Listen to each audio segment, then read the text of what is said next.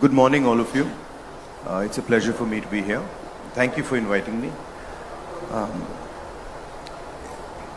We do political tours. And the political tours, if you see most of us politicians, they're very straightforward. Go to a place, have a public meeting, come back. And I don't think that format is useful or powerful in any way. It's not effective. And so when we do tours now, we think slightly deeper about the message that we're trying to give and the sense we're trying to give the people of the state. And so the message that we wanted to give to the people of Ladakh first was that we are not going to let inaccessibility, bad roads stop us from reaching any corner of Ladakh. We're not going to allow the people to feel that they are so far away that we cannot reach out to them, number one. Number two, we wanted to give a message to the people of Ladakh and the people of India that tourism is very important for Ladakh. People traveling from the rest of the country to Ladakh is the lifeblood of Ladakh. It supports them. It's beautiful. It's an excellent motorcycling route. And so we wanted to give multiple messages through that tour. And I think it was very effective. It also allowed me to, in a sense, continue the idea of the Bharat Jodo format in a different way of engaging with people. If you speak from a stage, you don't really connect with people like you do when you physically meet them, hold their hand, get a hug from them. Maybe these days, get a selfie. So it's a totally different feel. You traveled there on the eve of late Rajiv Ji's birthday. Am I correct? Or yeah. Did Rajiv Ji mention about this to you? Or yes, he had said once. Somewhere. He had said once that Pangong Lake is one of the most beautiful places he's been to. And I had always been trying to go to Pangong Lake, but somehow never managed to go there. It's actually quite complex to go there. The road is pretty bad, and it takes quite a long time to go. So I was keen to go, and we made sure that we went there. We also made sure that we went to all the regions of Ladakh. Okay. Yeah. Coming to Bharat Jodo Yatra, the name itself describes what's the intent of the yatra. We have seen all the coverages. We have read about it. We know why the yatra was organized. But we don't know your perspective. Politically, what were your learnings from this yatra? I'm sure you have met thousands of people. You have heard their stories. You held their hands. You walked with them from Kanyakumari to Kashmir. So politically, what were your learnings from it? And as a human being also? I mean, politically, my learnings were that in 21st century India, the communication architecture is so captured by the BJP that it is practically impossible to talk to the people of India through that communication architecture. And I mean, for example, it's very clear that even things like my YouTube channel, my Twitter, they're all suppressed. There's no question about it, and we can see it. Right? So the yatra was almost a necessity for us to communicate.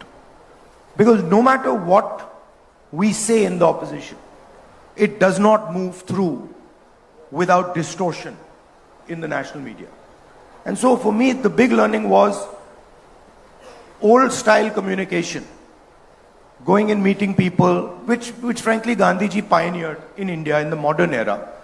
Others pioneered it, in the older times. And you have examples all over the world, all over India.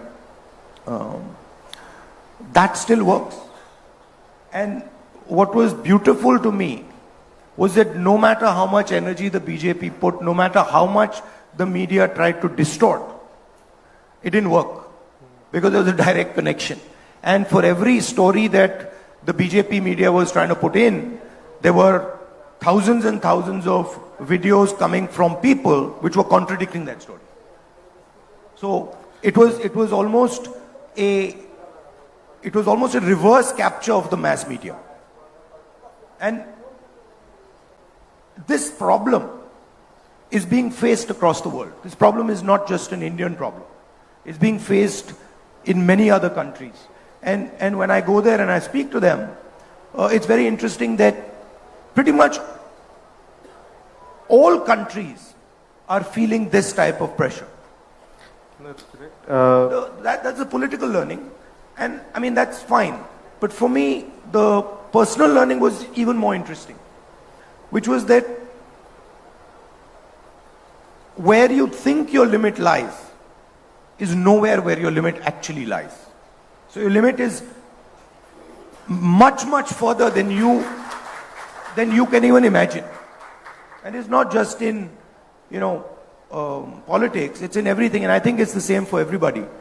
That normally you'll think, okay, मैं वहां तक जा सकता हूं, या मैं ये कर सकता हूं.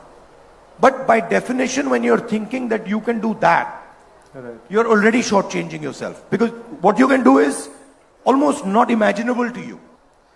Rahul ji, I'm sure there might be some learnings. See this, I get disturbed when we're having this type of conversation. You call me Rahul or call me, Mr. Gandhi or something. This Rahul ji I don't like it.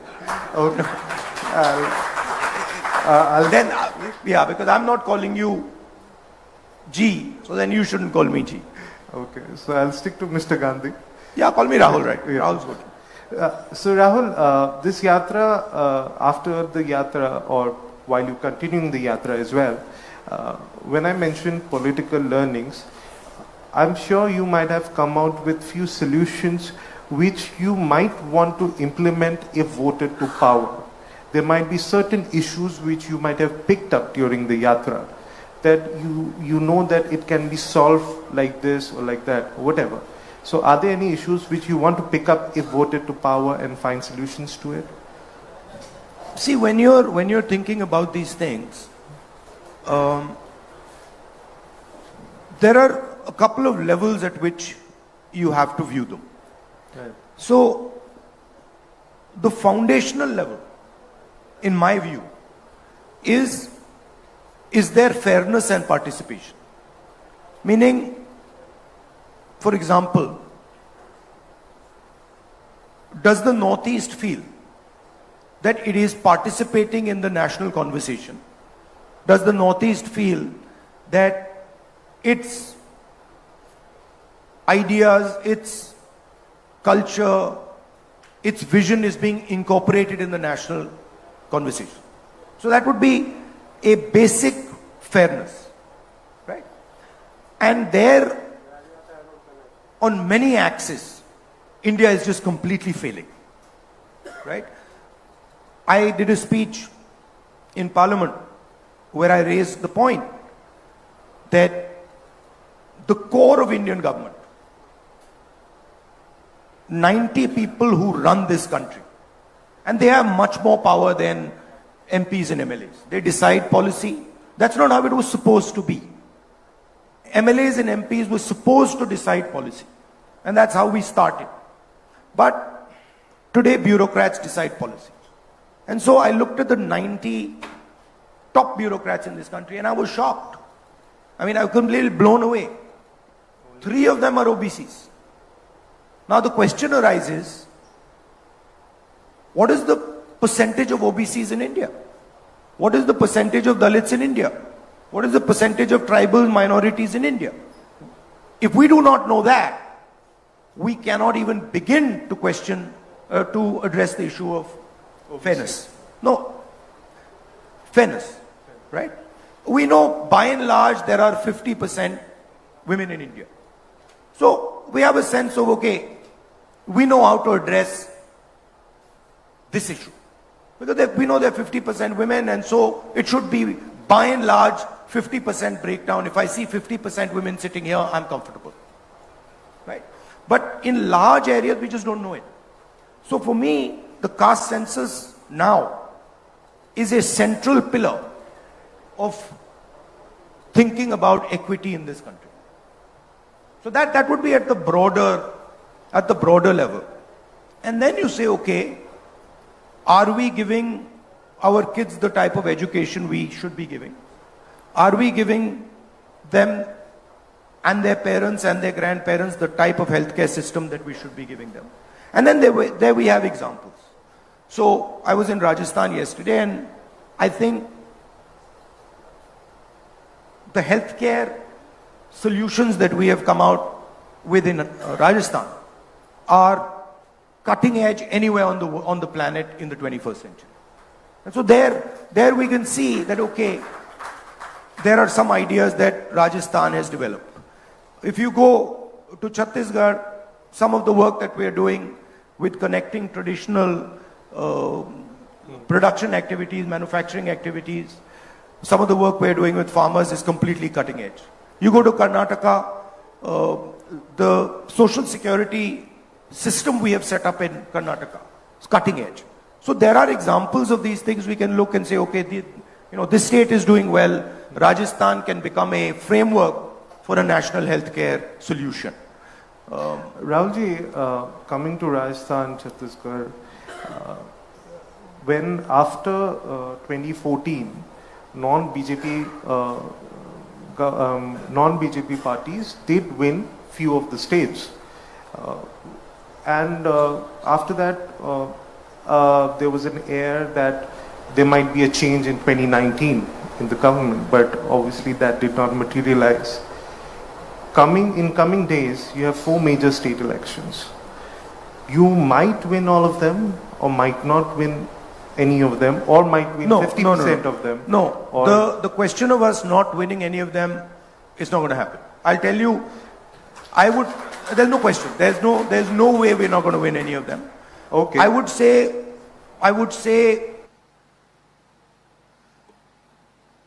right now, we are probably winning Telangana. Right. We are certainly winning Madhya Pradesh. We are certainly winning Chhattisgarh. Okay. Rajasthan, we are very close, and we think we'll be able to win. Okay. So that's what it's looking like. And by the way, that's also what the BJP is internally saying. Right. We learned a very important lesson in Karnataka. Okay.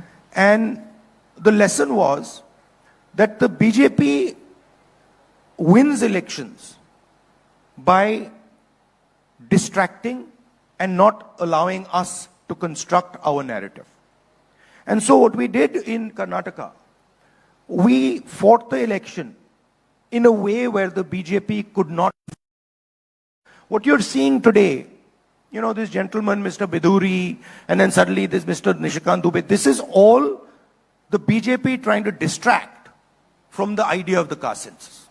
They know that the caste census is a fundamental thing that the people of India want, and they don't want to have that discussion. So every time we bring a point on the table, they use this type of stuff to distract. And we've learned now how to deal with it. Sir, if you're Let me finish. We've learned how to deal with it. So what did we do in Karnataka? We gave a clear vision for the state. This is the social security program that we're going to set up for you. And then we control the narrative. If you look at the Telangana election, we are controlling the narrative. The BJP is not even in the narrative now. It's gone. In fact, the BJP party has been decimated. It's over in Telangana. If you look at the narrative in Madhya Pradesh, we are controlling the narrative. If you look at the narrative in Chhattisgarh, we are controlling the narrative. No matter what the BJP tries to do, they are not not capturing the narrative anymore.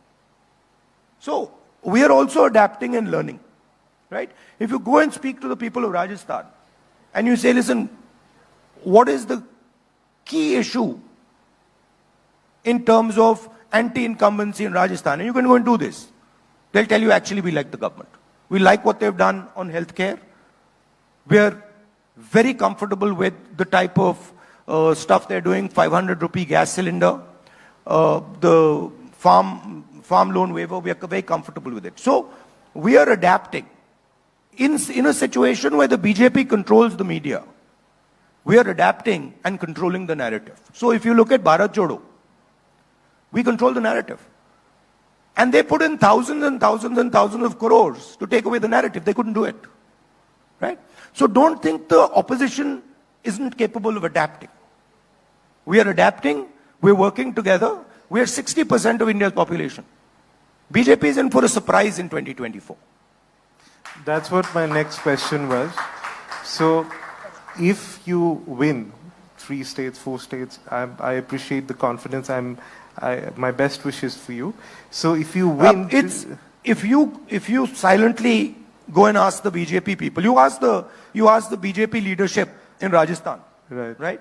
Ask them what's going to happen in the election. They'll tell you. Ask them what's happening in Chhattisgarh. They'll tell you. But sir, will it set the momentum for 2024? If you win maybe 4 of them, are you confident it will set the momentum for 24? Because that did not happen in 19. I'm sure you have learned and adapted, like you are saying right now, controlling the narrative, pushing forward your agenda. So look, I'll tell you what the game is. The BJP has basically created a friendly monopolist. Okay? His name is Mr. Adani. I assume you've heard his name. You've heard his name? Yes. See, you're even a bit hesitant. You're even a bit hesitant कि भैया बोले ना. Right? So he has created this gentleman and essentially is handing over the key industries of our country to this gentleman. And this gentleman controls a significant chunk of the media in this country. Right? And there are other monopolists, but this man is the main gentleman. So there is a massive concentration of wealth that this gentleman has.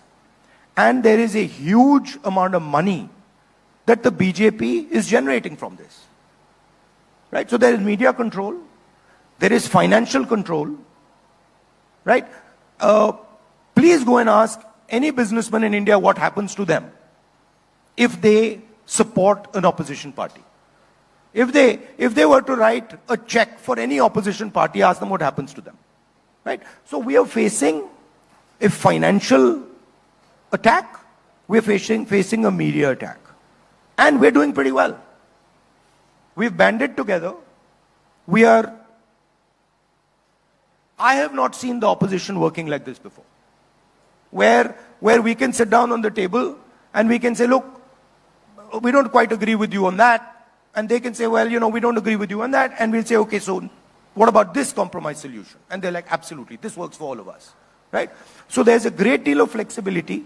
And I must tell you, I am very impressed with the flexibility that all the opposition parties are showing. Because we understand what is at stake here.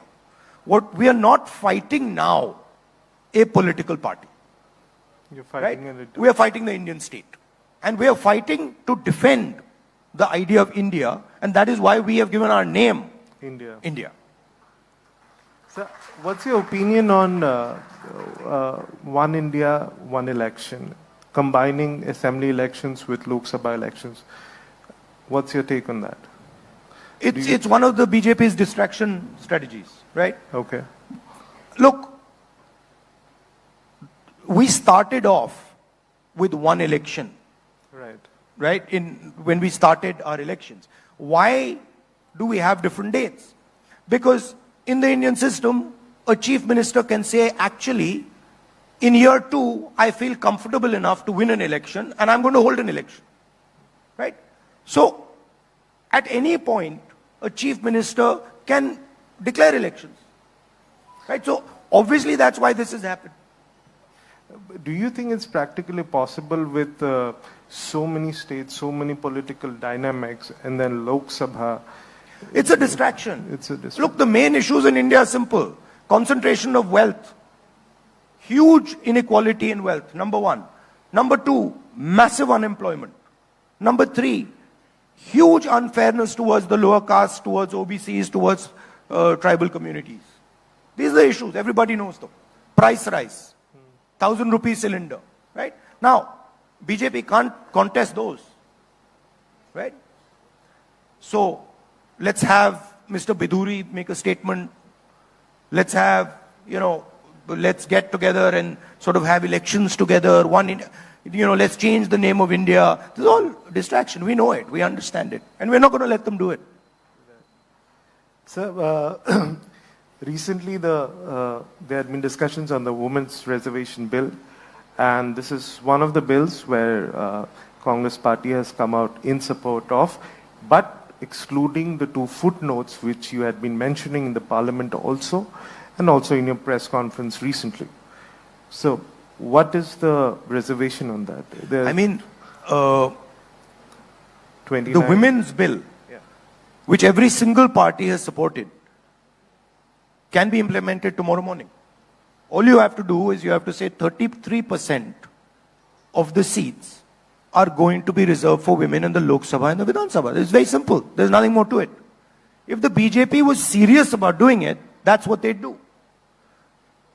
There's no connection between giving women's reservation and census. There's no connection between giving women's reservation and delimitation. They're not connected. Right? So once again, it's a distraction. They suddenly needed, they came up with the idea of the special session and they needed something. That they came out with because we made a speech about Adani and that newspaper, we did a press conference about Adani and the newspaper, the Financial Times, came out with a story. Suddenly they want to do a special session. The first thing they were planning in the special session was, India ko Bharat kar do. And then they got a backlash. They realized that there's a huge cost to this. People will not like this. So then they backed down on that. Now they've come out with this. But they've not actually given anything to the women of India. What they are saying is, 10 saal mein aapko women reservation bill mil jayega. And we are saying, nahi, aaj dijiye. ये जो आपने census की बात की है, ये जो आपने डिलिमिटेशन की बात की है, ये बहाने हैं. इनको परे कीजिए 33%, अभी दीजिए, हम सब सपोर्ट करेंगे. Okay, sir. If voted to power, do you commit that without the footnotes, you'll get it implemented as soon as possible? Absolutely. 100%. See, please look at our record.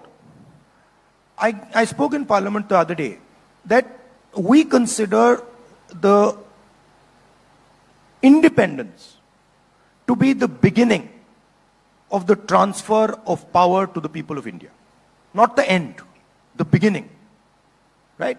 One man, one vote.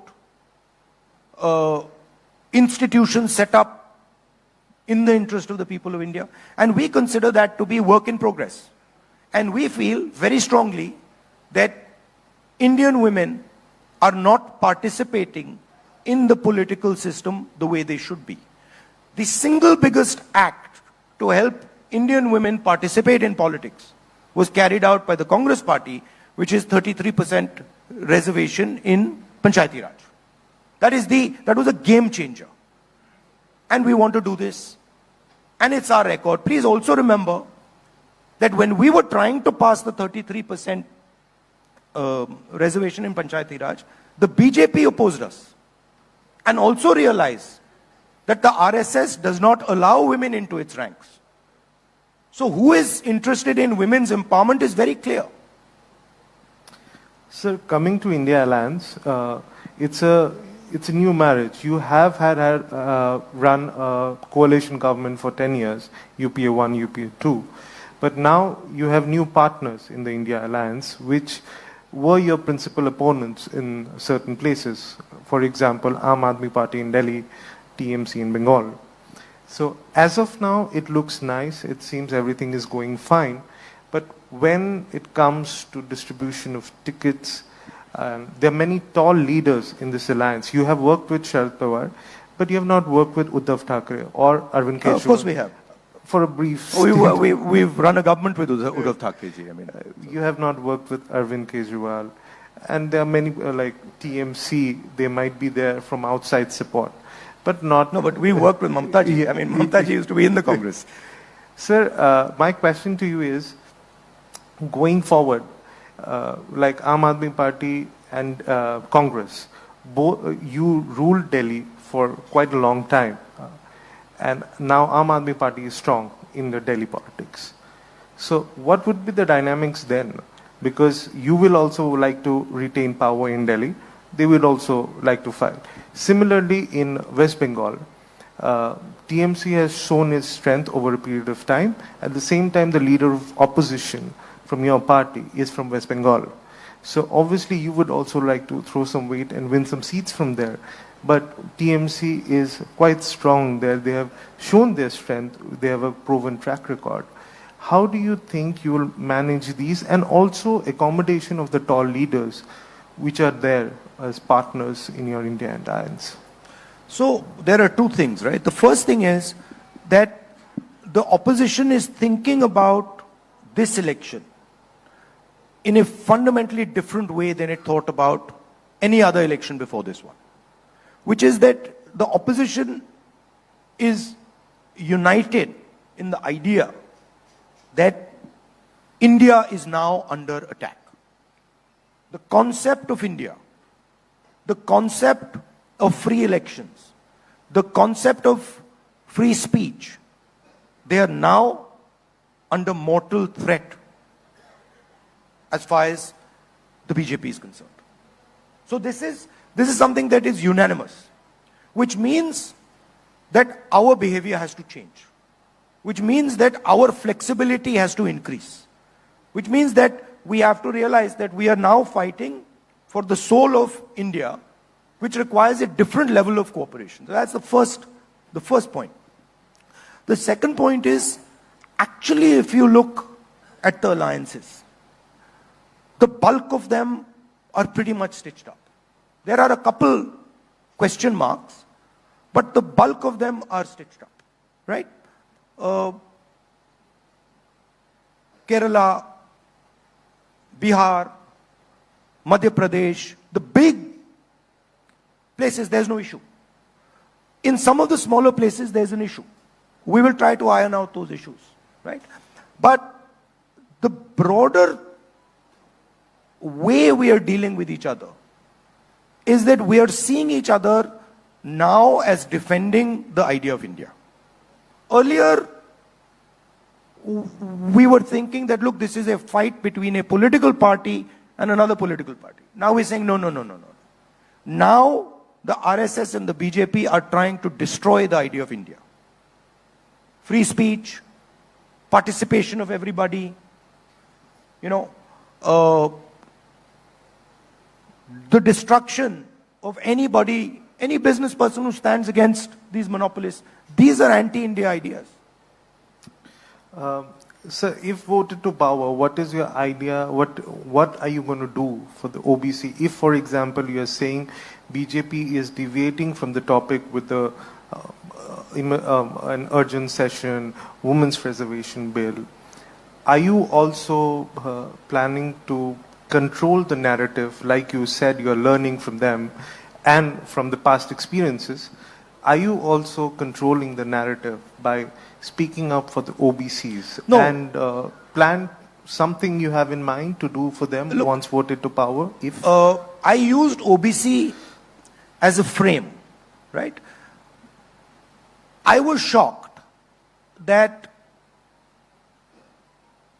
out of 90 people who control the government of India, 3 are from the OBC community, right? And those 3 people control 5% of the Indian budget. 95% of the Indian budget is not in their control. And I haven't even spoken about the tribals. I haven't even spoken about the Dalits or the minorities, right? Now, this is not only the case in secretaries of government of India. This is the case across the board. So the first step, as I said in a speech yesterday, if somebody gets hurt, they go to hospital, the first step is, okay, take an X-ray. Let's see what's happened, right? So the caste census is an X-ray. Let us actually understand, are OBCs 5% of India's population, or are they more? If they're more, how much more? So that is the foundation of any discussion. Now we already have the OBC census data. It's with the government of India. The Congress party carried out that survey, right? The first thing we'll do is release that information. On day one, that information will be available to the people of India. And I think that is, in a world, in a 21st century world, data where we all say data is key, data is key, data is key. Well, it's key to know who's who. So that would be the foundation. And then we would work, as I said earlier, with the concept of transferring power to the people of India.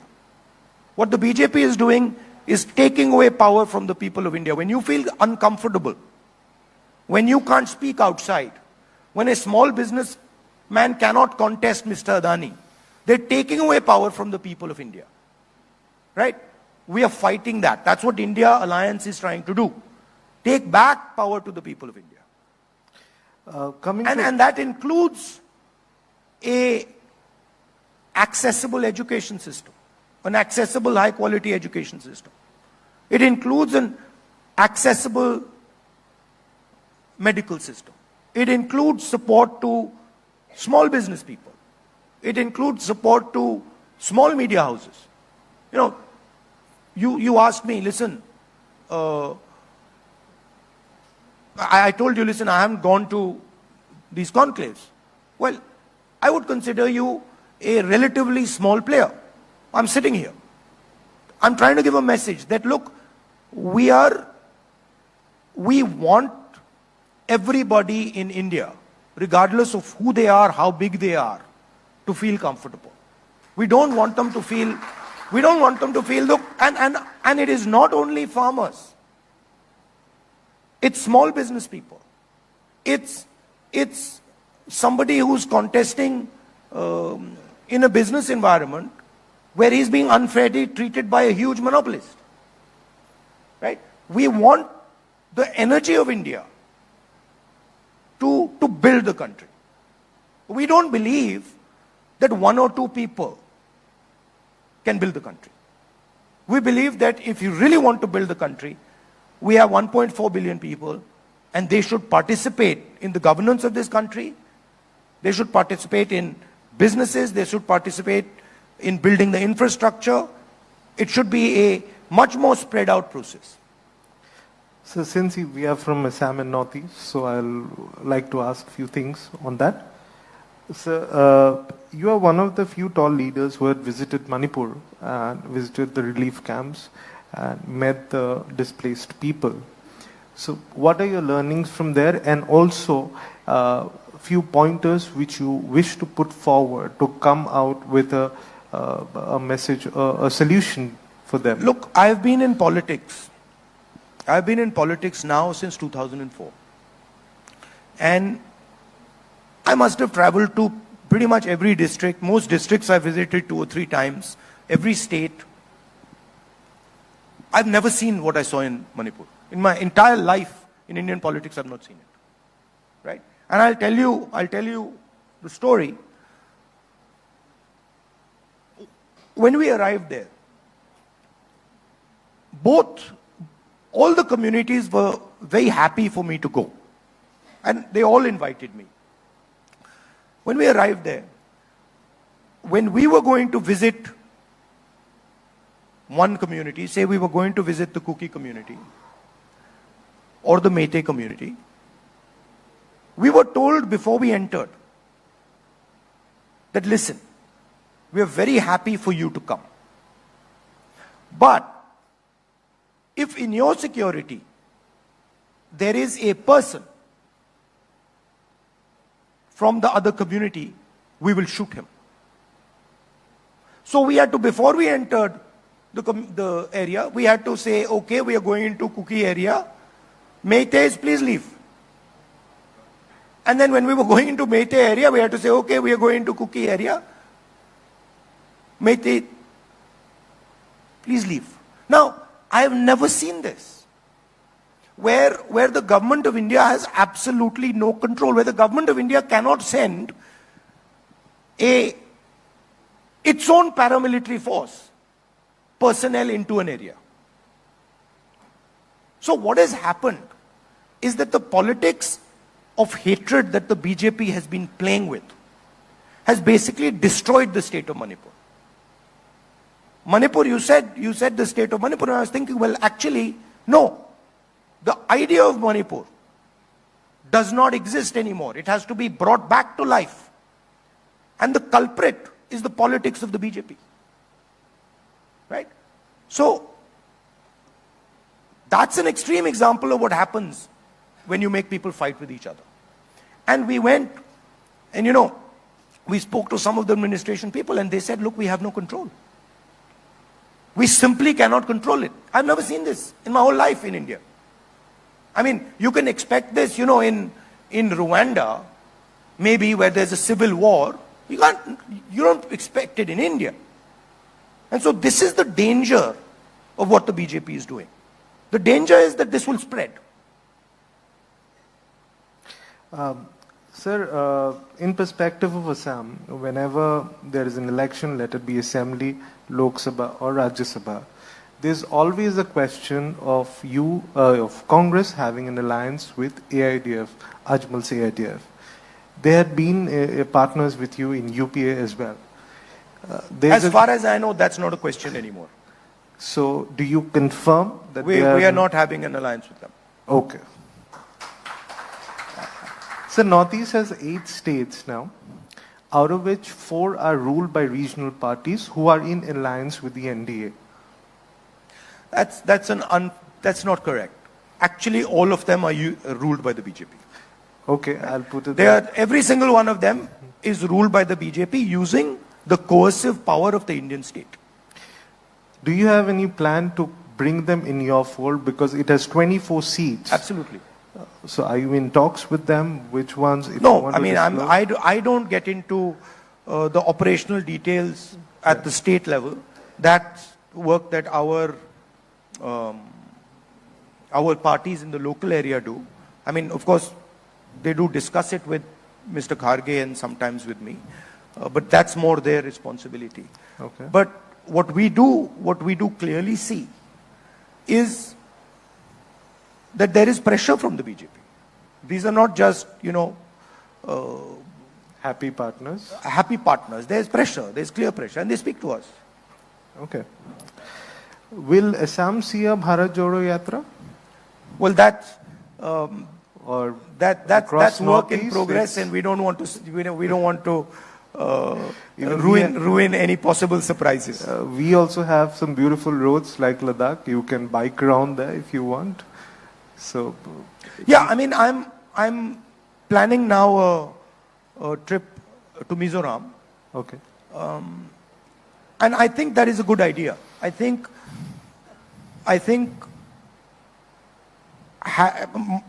for myself, having a longer tour and a sort of deeper tour where I meet people in the different states of the Northeast, I think that would be a good thing. It would be very, very useful for me, because it allows me to understand with a bit more depth what the people of the region want. So it's something that we're thinking about and we'll do. And that's discussion in progress right now. Okay. So I'm sure all of us have... You're saying, is there going to be another Bharat Jodo Yatra? Please realize, walking 4,000 kilometers is not like something you do. You get up in the morning and say, "Hey, chalo bhaiya, 4,000 kilometers chal dete." It's not an easy thing to do. You know, it's hard. Right. So I'm sure all of us have. The tendency is, ठीक है भैया, south से north कर दिया, east से waste कर दो, अच्छा फिर इस साइड से इस एंगल से काटो, फिर इस साइड से काटो. No, I mean, you know, those are difficult things. But I don't know about the timing, but the walk from Kanyakumari to Kashmir allowed me to see India through a particular lens, a particular framework. Right? And I'm certain that the walk from east to west or west to east will allow me to see India from a different perspective and a different framework. Okay. I think walking from south to north is completely different than walking from west to east or east to west. It's a different paradigm. It's a different way of thinking. So I will have the opportunity, if we do it, to see India from a completely different perspective. So it's something that I'm quite keen to do. Let's hope that. And you know, you'll be surprised, but you'll be surprised that actually maza aata hai. It's a crazy thing, but you know, maza aata hai. You meet people and you meet very interesting people. They tell you stuff. There's a lot of affection. People are very loving. You know, you see it very differently than when you go in a flight or when you go in a car or when you know, it's a completely different world because there is suffering involved. हमारे culture में जो तपस्या की बात करते हैं, it opens the mind actually. If you're sitting and you're in pain, you know, you see all our ancient rishis and all sitting there, or you see images of the Buddha, or you see images of Guru Nanak sitting there. There's a reason. Because they are purposely putting themselves through stress. They're putting themselves through pain. They're putting themselves through disturbance. And when you do that, it opens your mind. It allows you to see things that you never see before. I walk couple thousand kilometers. I'm telling you, after, you know, on day 3 or day 4, I was saying, bhai, matlab kya kar diya maine? Seriously, because I was like, how is this going to happen? How am I going to actually walk 4,000 kilometers? And then slowly, it unfolds. It happens. Right? So, I mean, you're from different spaces of work. You're from different, you know, you're business people. You're people who work in the NGO field. That's how you should think about it. Just take a challenge that you think you can never do. And put yourself under stress. And then you'll suddenly find that you will yourself start pulling out avenues that you'd never imagined ye ho sakta hai. And so for me, it's a learning experience. Of course, it's a political experience, but it was much more a personal experience for me. Like, my people wanted a political element to it. I was like, I'm not interested in a political element. Because for me, this is much more about, it's like a labor of love. It's not politics. It's, my country has given me so much, has given me so much affection, that it's like repaying a debt for me. Okay. I'm sure all of us have seen Rahul ji speaking at various occasions. So I've come up with a small quiz for you, and with this we'll end it. Okay. So it's a personal quiz. So you have to choose between the two. I'll give you 2 options. You have to choose between the two within 10 seconds. There are no prizes for it, but still you have to choose. So beginning, workout or Netflix and chill? Workout. Indian cuisine or Chinese? Both. Okay. Martial arts or scuba diving? Now see, these are both. but if you were to say, okay, it's situational. So if I'm working and, in Delhi and all, then martial arts.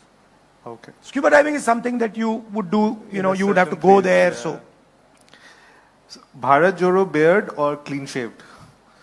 either.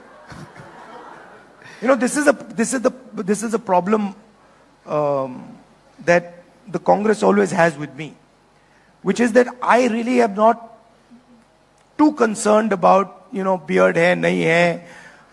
I'm quite, Okay with yeah, either. I'm okay with, मुझे कुछ भी खाना दे दो, कोई भी कपड़े दे दो, दाढ़ी, I'm not too attached to these things. Okay. Watching reels on social media or reading a book? Reading a book. Okay. Godfather or The Dark Knight?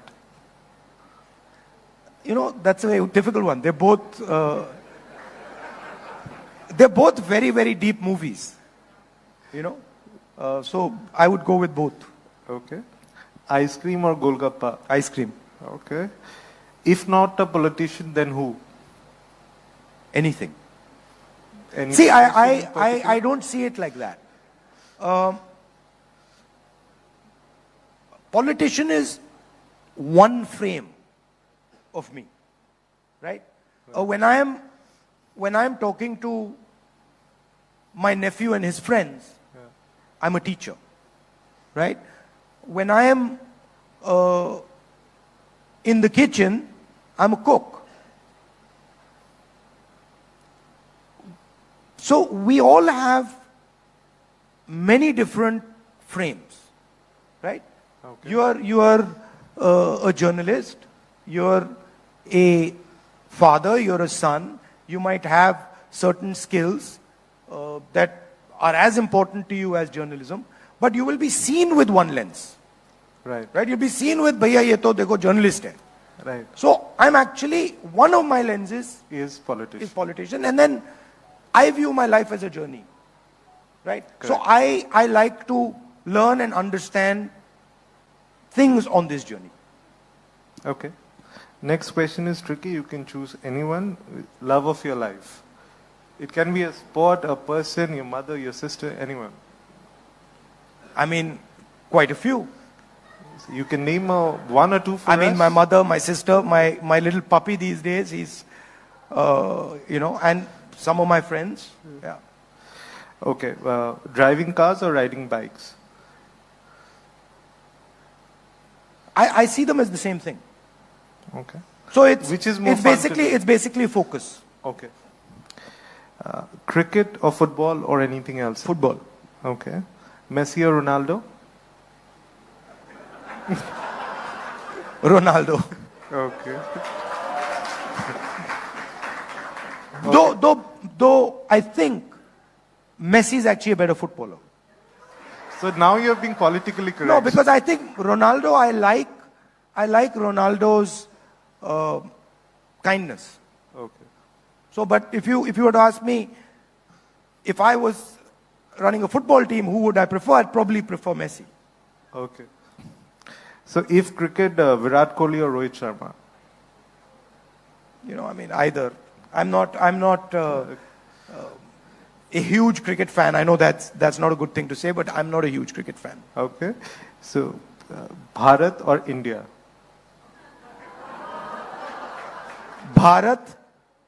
India, that is Bharat. Beauty with brains or just beauty would do? Brains with beauty. Okay. Sneakers or sandals? Sandals. I presume sandals. Again, for different things. Yeah. If I'm running, then not Your sandals. comfort zone. Sandals. I mean, different tools for different work. Okay. Kurta pajama or t-shirt? T-shirt. Okay. Beach or mountains? Both. Okay. So this brings me to the end of this conversation with Rahul ji, and thank you so much for being a patient audience, and thank you Rahul ji for being a part of the Conclave 2023. I know it's a personal favor that you have done to me, and thank you so much. Any No, I last think words? one of the reasons. First of all, I'd like to thank all of you for coming here. But one of the reasons I did come was because I think not enough space is given to the Northeast in the national conversation. And I feel that often I get the sense that the people of Northeast feel that they should have much more participation, that we should listen to them, understand their culture, understand their languages. So, to me it was important that I gave a message. It wasn't just a personal thing. It was important that I gave a message that for us, all parts of India, no matter how big or small, are important. They all help build India, and we love and respect them all. So thank you. Thank you very much. Thank you so much, sir.